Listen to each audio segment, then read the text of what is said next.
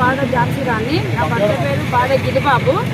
ఆయన ఒలుగు వెంకటాపురం తహసీల్దార్. ఆయన ఒక డాక్టర్ని ఇల్లీగల్ రిలేషన్లో వండుకుంటూ మా అన్న నా కుటుంబాన్ని ఎంఆర్ఓ, ఆమె ఆర్ఎంఓ ఎంజిఎంలో చేస్తుంది, ఆర్ఎంఓ. ఆమెను పట్టుకొని మమ్మల్ని మాకు చాలా అన్యాయం చేస్తున్నాడు. మొత్తం మమ్మల్ని వదిలేసి ఆమెతో వండుకుంటూ నన్ను ఎంత మానసిక బాధ చేయాలో అంత చేస్తున్నాడు. అన్నీ ఏందో చాలా ఘోరం అంటే ఘోరంగా మానసికంగా నేను బాధపడుతున్నా. నాకు న్యాయం జరిగేదాకా నేను పోరాటం చేస్తా. నా భర్త నాకు కావాలి, ఆమె నా భర్తను వదిలేయాలి, అంతే నాకు కావాల్సింది, అంతే. నా భర్త నాకు కావాలి. నాకు ఇంత న్యాయం ఈ తరఫు నుండి నాకు న్యాయం జరిపించాడు. నాకు 2 పిల్లలు, ఒక పాప ఒక బాబు, 2.